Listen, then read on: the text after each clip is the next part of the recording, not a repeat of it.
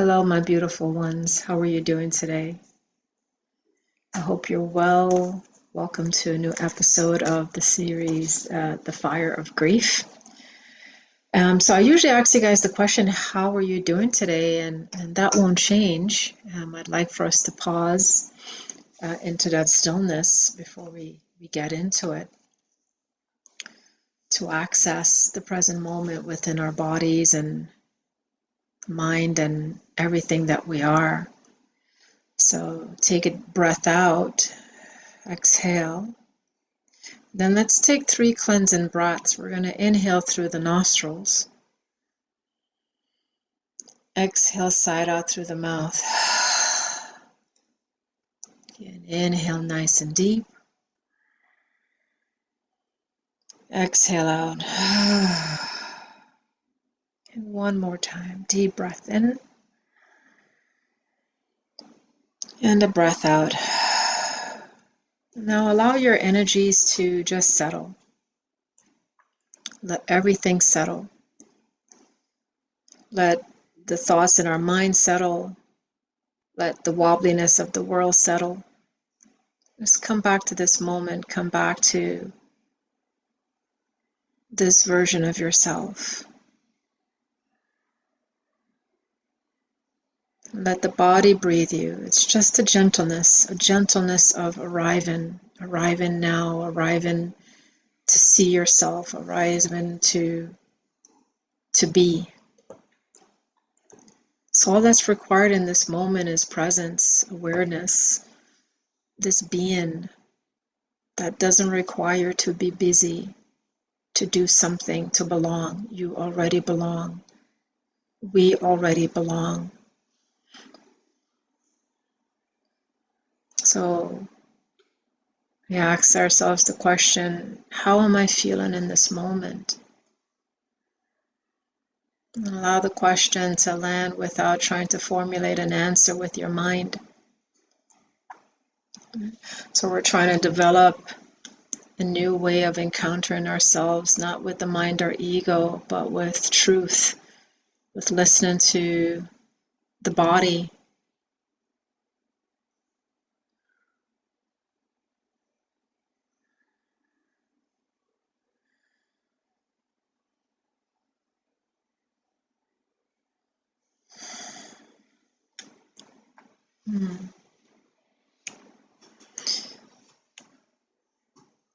So today I want to talk a little bit about this idea of grief to growth. And another word that I want to use in replace of growth is thrive. And so I'm a little tired today. I didn't sleep so well yesterday, which is okay, but I feel for myself might be something that I'm grieving, and I can't really put my finger on it yet.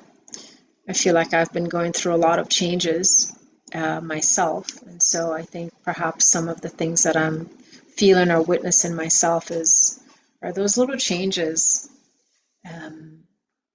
Doing these series have really brought up a lot for me as well. And so giving myself permission to lean into that and to what's coming up, and having an opportunity to hold all of, I'd say probably the last 10 years that encompasses the death of my mother and my husband. And this new version of myself that have been in this stage of becoming through these years. And now I can feel her settling this new version of myself. And this morning, and I'll be transparent, this morning I was just brought to tears. I cried. So if my face looks a little bit tired, that's the reason why. Lack of sleep and a little healing tears this morning. But the tears are not really they're not necessarily tears of sadness. They're tears of honoring this whole transformative experience that I've been on. And when I take the time to really look at it, it's so immense and so profound, both. And I walk with both of those things. In addition to walking with the sadness, the loss, all of it. And that leads me into what I want to discuss today, what I want to talk about today, is giving ourselves permission to be the container that can hold all of it. Because when we are in a state of grief, we're being reminded of the totality of life. We forget that it's this and everything else. You know, we live our normal day-to-day lives. We're happy, we're content, we're peaceful. It's probably not perfect because there is no perfect life, but we get so wrapped up and so enamored with this normal that we forget that there are things, other experiences out there that can shake us to the core to disrupt that normal.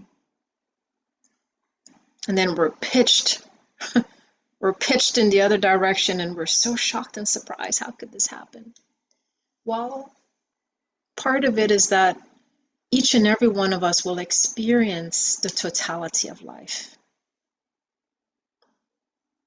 At some point, we're going to experience the totality of life.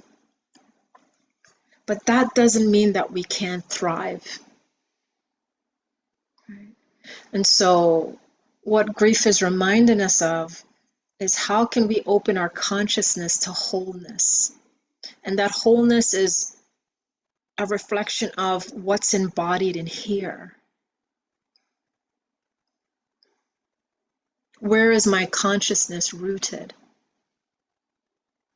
Am I fragmented, scattered, or am I willing to embody the fullness that I am? My face looks a little very shiny and bright. The sun keeps coming in and out.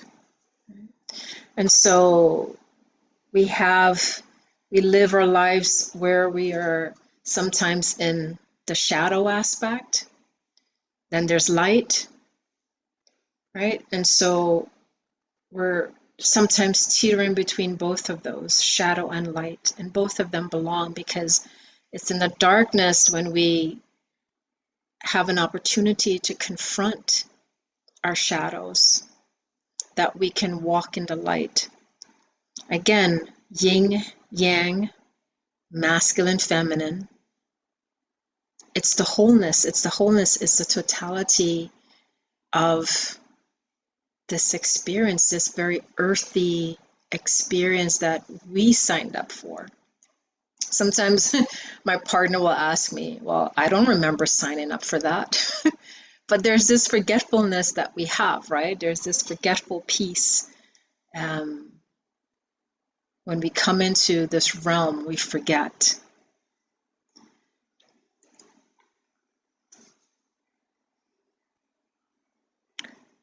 And so how can we thrive during this time? Yeah. And so yesterday's episode really is a nice grounding reminder with the acronym GROUND. And I wanna maybe add another word to that. The last letter in GROUND is D, and I believe I said D is for dancing, but as I thought about it after, the word dare came up in my mind. D-A-R-E, dare. And there's a part of me was like, yeah, I like the sound of dare because can we dare ourselves to still thrive in the midst of great uncertainty and sadness and grief?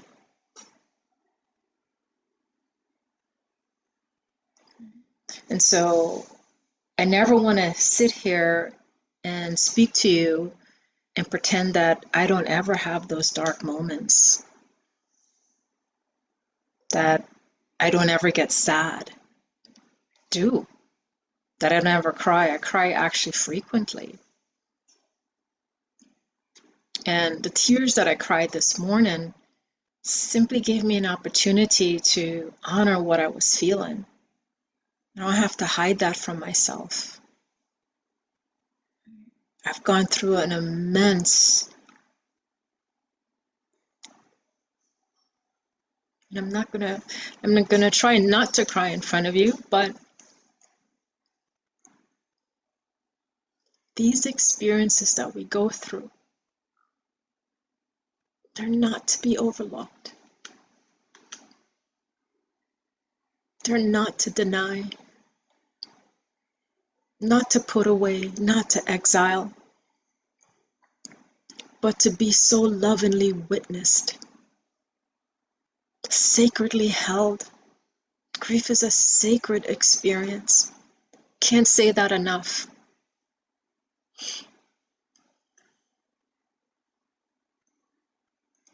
And as I sit here with tears in my eyes, I'm forever grateful for the experience to become more human. I wouldn't be doing this with you if I hadn't had that alchemy that took place in me.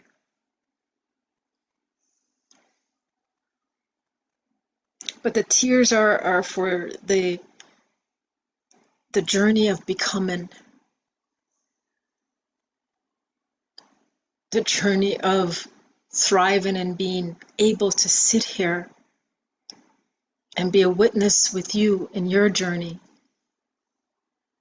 Because there's so many times we feel death for ourselves, and sometimes there's a longing for that when we lose people that we love, or we see things in our world taking place that it's like, you know, when you see the famine and the ravaging and everything that's playing out, how can you not be affected by it? And yet we're being called to go even deeper into our heart, to open and expand, not to shut it down. Yeah, I get excited about it because we need embodied, heart-centered human beings to start showing up in compassion, in the seat of their compassion. Let that be the power.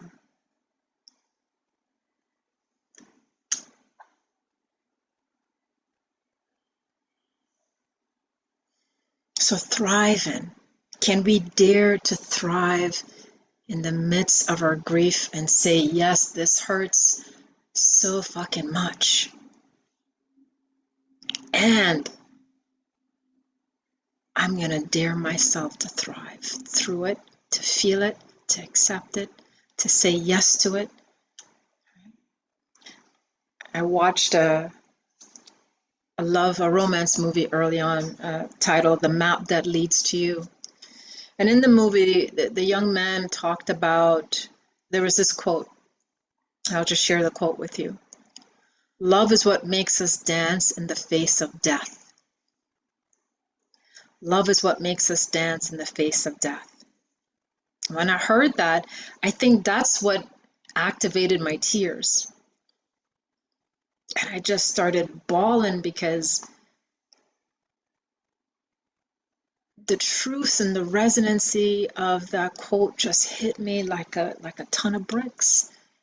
Because it is all about love. If we didn't love, we would not feel the immensity of grief. So I want you to look at it from that perspective. What a courageous, audacious act on your part to love so deeply that it rips us apart. Wow. Wow. This is it.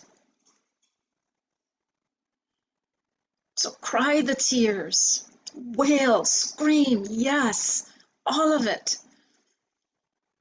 It belongs in the entire story. But love is what makes us dance in the face of death. It was worth it. I don't regret any moment of it.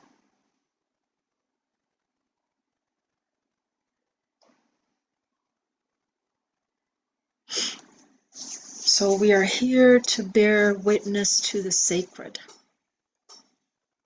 We're here to bear witness to the sacred unfolding of ourselves. Yes, you are sacred. We're here to sit in the seat of a consciousness that allows us to rise into our deepest humanity, to be more love than fear.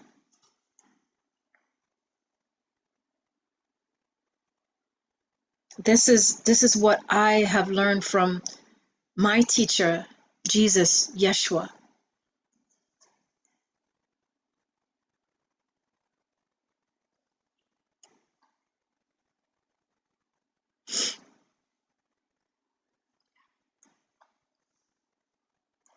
So this grief journey that you're on, that we're on, it's a living transmission. It's a living transmission.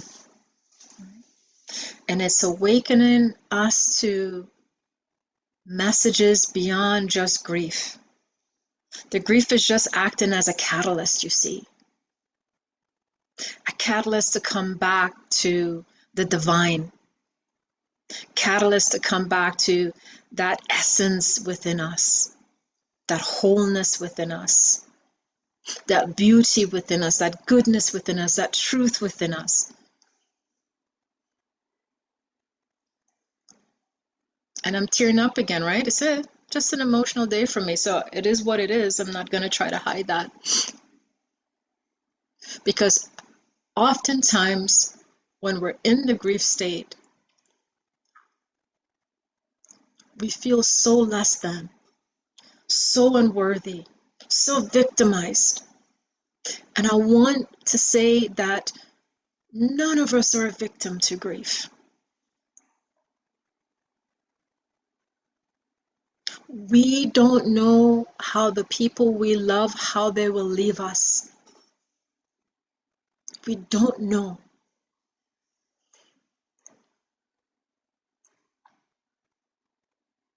And in that uncertainty, that is the fire that we use to love even more with the people that are in our lives. To not leave anything undone with them. To forgive. To act accordingly to the consciousness of love.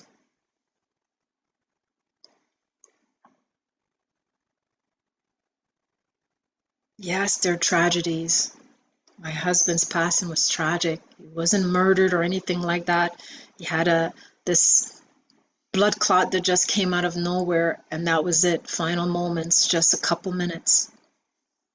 And I know we've seen the news of people who are, being gunned down and dying of different, very tragic means.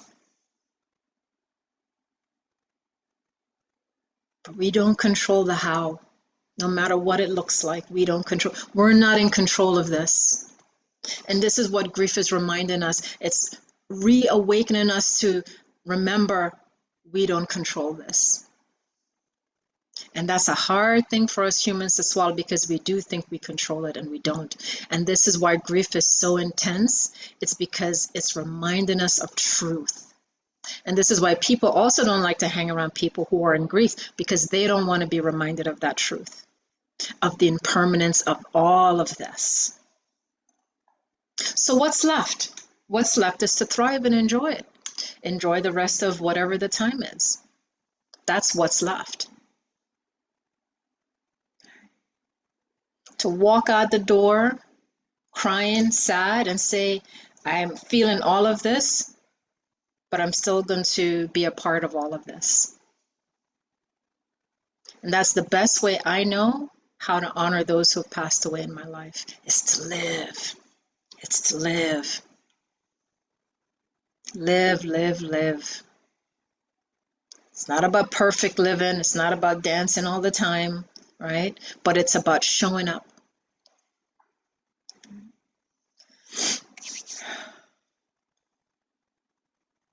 It's about being a total human being.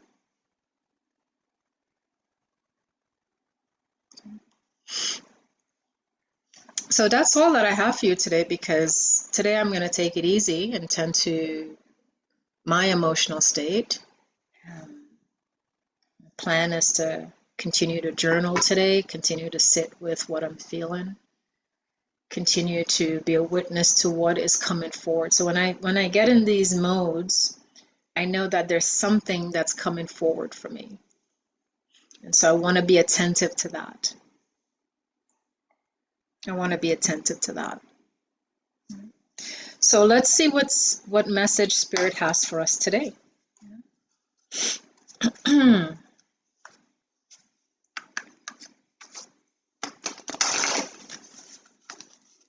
love you. I love you. I love you, because I know if you're listening to this and you're going through grief, I know it's not easy. I really do. And sometimes we mask and we hide these griefs that we have because we're trying to hold on and be so strong.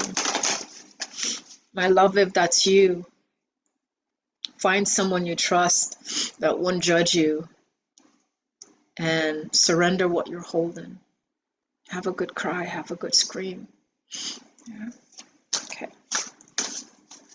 But whatever you do, don't hold it to yourself.